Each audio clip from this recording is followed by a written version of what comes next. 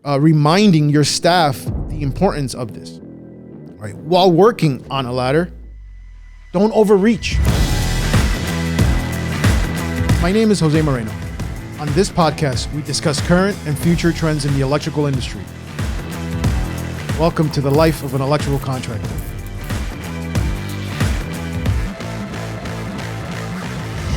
On this podcast, we discuss current and future trends in the electrical industry. Welcome to the life of an electrical contractor. All right, guys. So on this episode, I want to discuss two subjects: ladders, use of ladders, ladder safety, and scissor lift. Right, scissor lifts. The reason I wanted to go into these things is because obviously, if you're in this industry or in some other industry related to construction, or if you're you have a facility or you have people coming to work at your facilities, most likely they're going to be using ladders and or scissor lifts, right? So I wanted to dive into it a little bit and share some of the information I've learned in my experience, as well as in putting this thing together, right? And putting this training or this research together, right? So let's talk about we're going to talk about ladders real quick, right? And some of the things that come up around ladders are ladders dangerous, right? Another thing is common accidents that take place involving ladders, right?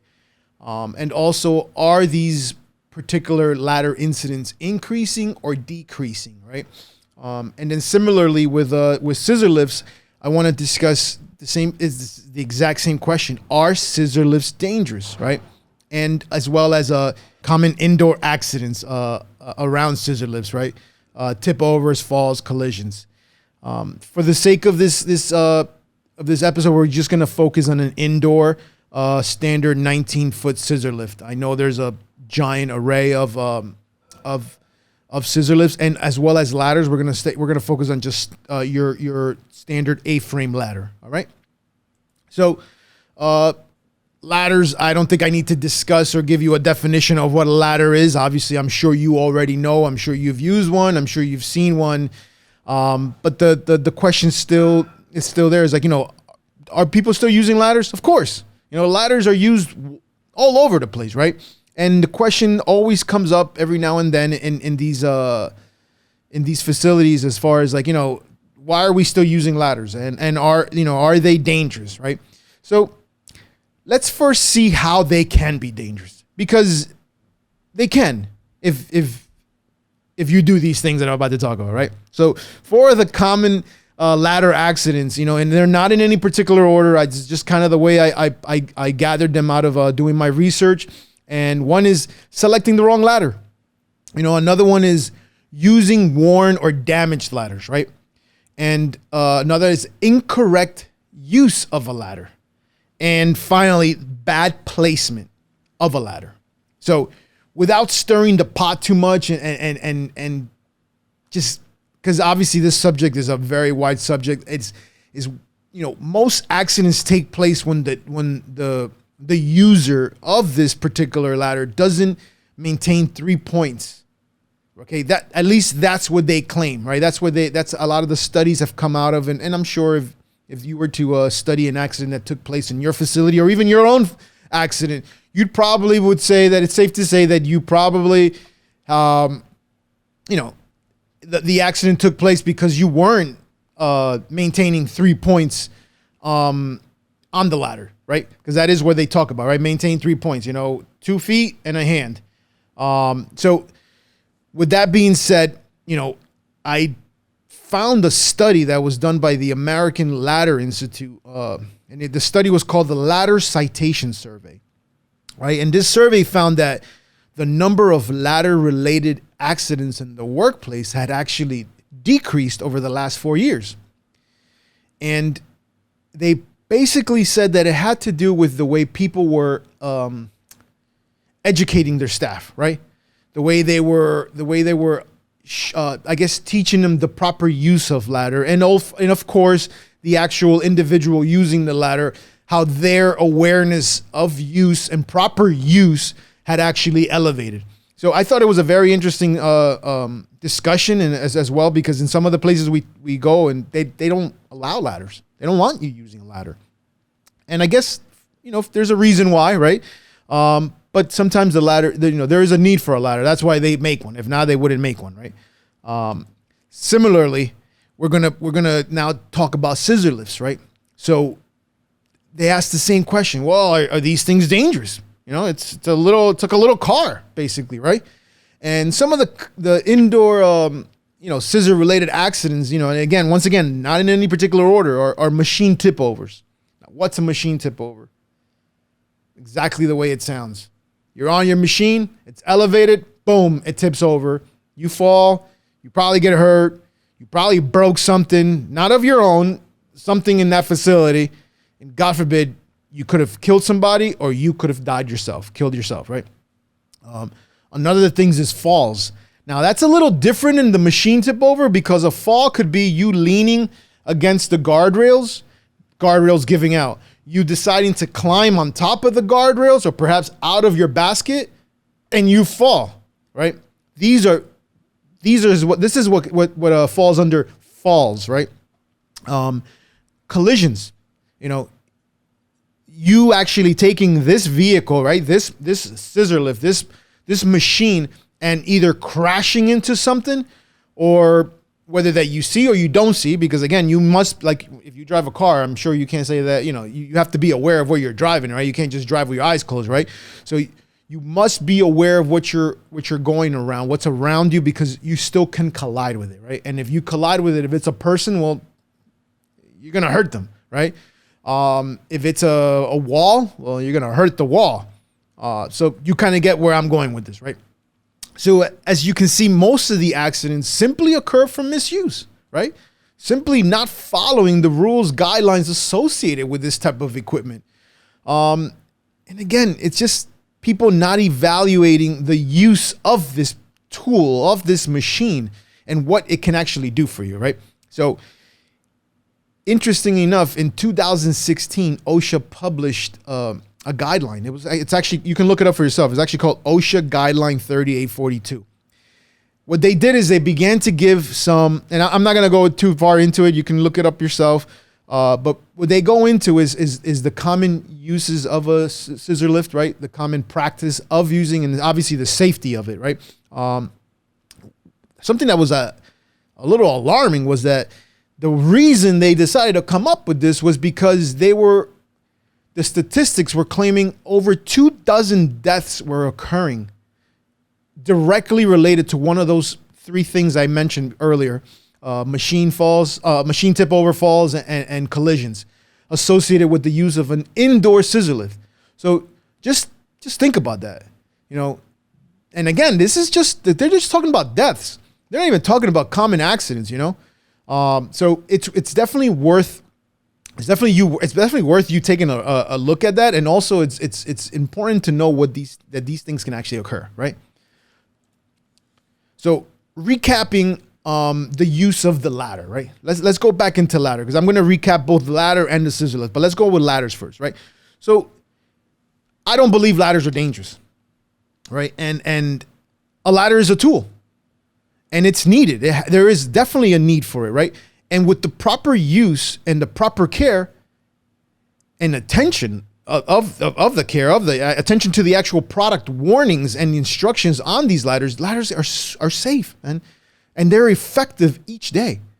Now, some of the tips that I got from my experience, as well as doing the actual research for this, is choose the right ladder.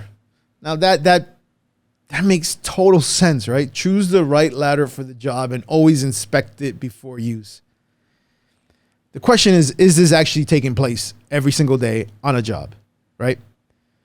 The other thing is maintaining 3 points of contact. I know this one's difficult at times, right? We're working with our hands, right? But it's worth noting, and it's worth you taking account of whether you are or aren't doing it, right? And if you're an operator or you're a project manager, is perhaps reminding your staff the importance of this, right? While working on a ladder, don't overreach. Why? You overreach, there's a potential for you to tip over and fall, right? Once again, do not climb on top of a ladder. What does that climb on top of a ladder mean? You know, that top step that's usually yellow? Don't climb on that thing. It's not meant for you to go on that thing because you can easily lose your balance and fall. Another common thing that happens is don't walk your ladder. Now you're going to say, what does walking your ladder mean? And I'm going to give you a little nostalgic moment from my early days. You know, I was working at a job, and I saw somebody on the ladder, and they were walking the ladder, and meaning they don't come down from the ladder. They're literally on the ladder, and they're moving the legs. You know, like if you've ever seen a spackler on stilts, and he kind of walks around, literally doing that. I didn't know any better back then, but I did realize that, you know what, you could actually damage the ladder. And which, obviously, if you damage the ladder and you're working on it, back to what I mentioned before, you can literally cause an accident, right? So it takes a lot to, I don't even say a lot. I guess the key to reducing the accidents around ladder is basically just being educated, like everything else, right? And having some, I don't want to say the word common sense, just having some sense of responsibility when selecting the ladder for use, right? And obviously making sure that the ladders are well taken care of as well, because obviously you're the one who's climbing on it and you're the one who's going to be on it, right? And as always, it's definitely worth bringing up some of these lessons every now and then, because it helps us all it just kind of reminds us all, like, oh yeah, that's true, that can happen, right? So on scissor lifts, once again, the very same thing, you know. The reason they have scissor lifts is because a ladder perhaps makes the job too difficult, or the ladder won't reach, right? Or the ladder just won't do, right? And just to be clear, if you don't know what a scissor lift is basically a platform that elevates, okay? So a ladder is just basically you having this one space. A platform is probably as big as this, right? Probably as big as this, that can go up and down, right? Some go out, some go to the side. For the sake of this conversation, we're just talking about the ones that go up and down, right? It's a vertical rising platform on wheels. That's the way that they describe it, right? And it can be an extremely useful tool for the work site and, of course, for the trained individual, right? So some tips on the use of a scissor lift, right? Environment. You know, pay attention to where you're going to be using this thing. Pay attention to low points, things sticking out of the wall, things sticking out of the ground, boxes that are laying around, all these holes. Pay attention to everything that wherever you're going to be working, pay attention to it. And if you're on a machine, even more reason for you to pay attention to it, because now imagine like a robot and you're inside the little robot, right? Just imagine that, right? So another thing is inspect your scissor lift. You know, you're getting on this thing. You better be sure that this thing is good. Better make sure it works. You know, make sure the horn works. Make sure the e-stop works. You know, make sure the wheels are in good shape. You know, another thing prior to elevating, make sure that the ground that you're working on is leveled. Now, a lot of the new scissor lifts, they have sensors that the thing won't even elevate if it's unleveled, right? It'll just start beeping. And that's because of that whole tip overs thing I was mentioning. But if you're on an older scissor lift, pay attention to it. You know, the last thing I would want to see, or I'd want to see, is an actual scissor lift tipping over and someone falling off the basket. It's definitely not something I'm looking forward to seeing, right? Something else is utilize fall protection, a harness. A harness is basically you put this item on you, right? It's like how do I say? It's belts that kind of go around you, right? And it's set up to if you do fall, you don't hit the ground, so to say, right? Because the harness comes with like a 5-foot lead. Doesn't mean you're not gonna get hurt, okay? Because you may hit a lot of things on the way down, but you're not gonna hit the ground, okay? But once again, it's there to perhaps provide a level of security against death, so to say. But I mean, I don't even want to say that because you have no idea what you can hit on the way down. I've always told people the harness is wonderful, but sometimes, it doesn't, people get a misconception that the harness is going to take care of me. The harness is just there to, hopefully you don't hit the ground. It's still got 3 to 4 feet of lead on it. And depending on what you hit, you can still get hurt. But I guess that is better than you actually hitting the ground, right? Positioning matters. Positioning matters because the way you set this tool, this lift, is ultimately gonna be how close you're gonna get to where you're working, and how uncomfortable your workspace is gonna be, which could then lead to those things that people that we were talking about doing, people overreaching, people standing on a guardrail, etc. Right? So positioning matters. Why positioning matters? Because you know what, the way you set up this machine to reach whatever you're going to reach is ultimately the reason why you're using this versus a ladder. And even in a ladder, it's important to positioning matters as well on it. But on a scissor lift, the reason the positioning does matter is because this means how close you're going to get to the item that you're going to work on. Also, it's also going to be, it's the way you set up this lift to work is going to be like, okay, do I have to reach? Do I have to stand on this thing to get over there? All these things matter, right? Basically making your job easier, right?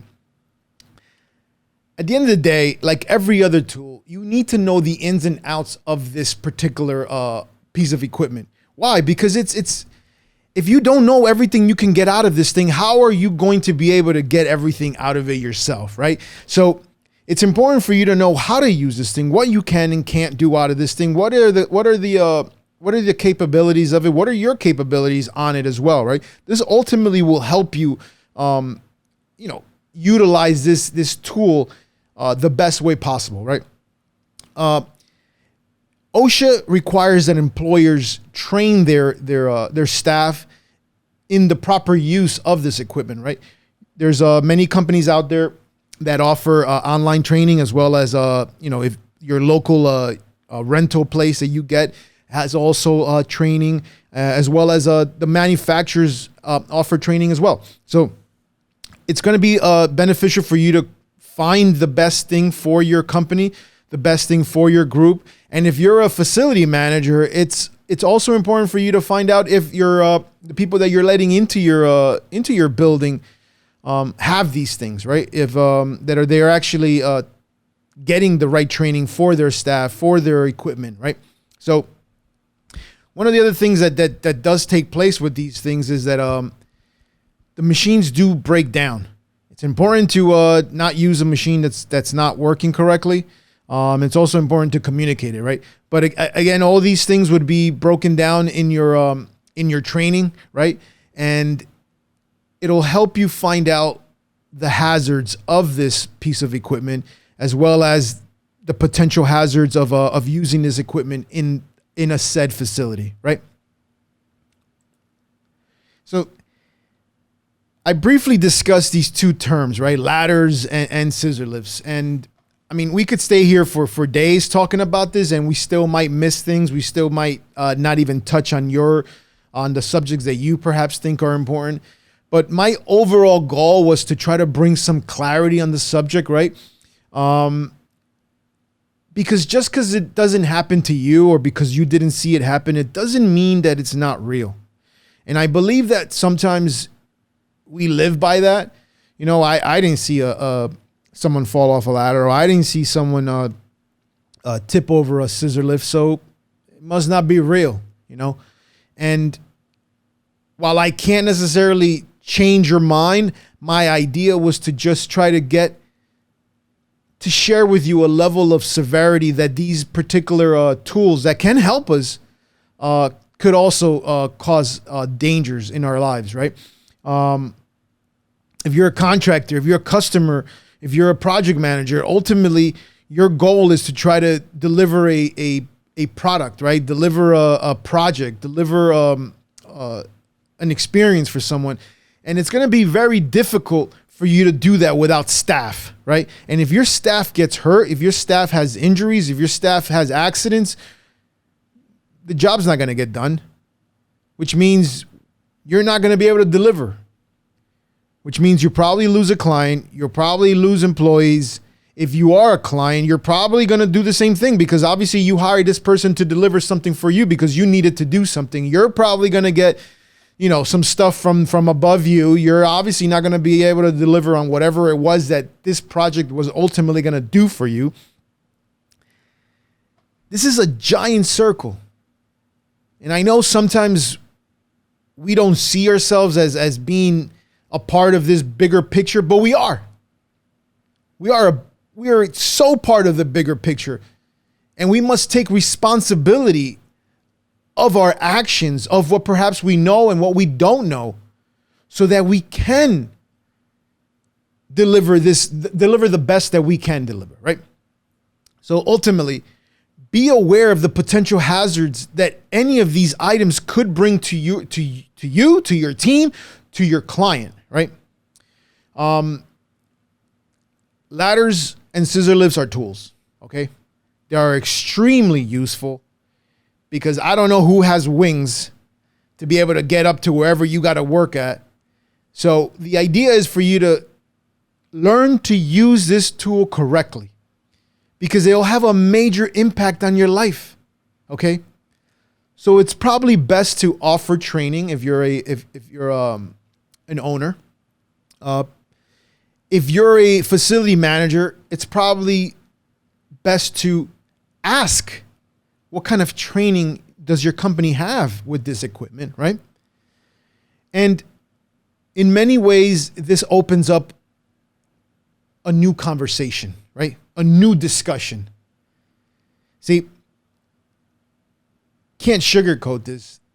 There are accidents that take place. Some of them are not as major as death, right? But they are accidents, okay? Nobody wakes up in the morning, like saying, oh, today's the day I'm going to be in an accident. But it doesn't take away from the accident taking place either.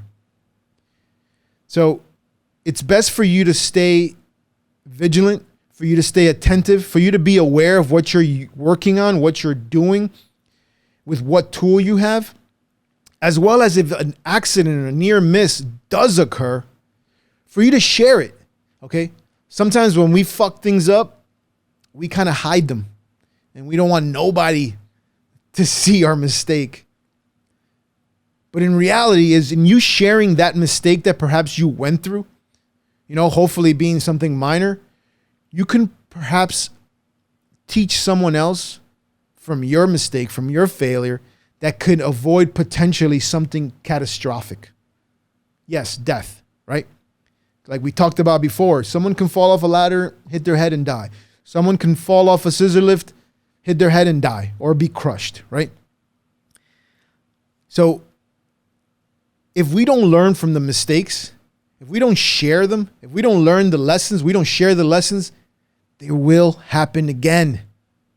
And that is the ultimate goal in this thing, is as you learn something, you share it. So as always, thank you for listening. If any of this stuff was valuable, hit that subscribe button. If you know anybody that needs to hear this, share with them, send them the link, and feel free to comment. And as always, catch you on the next one.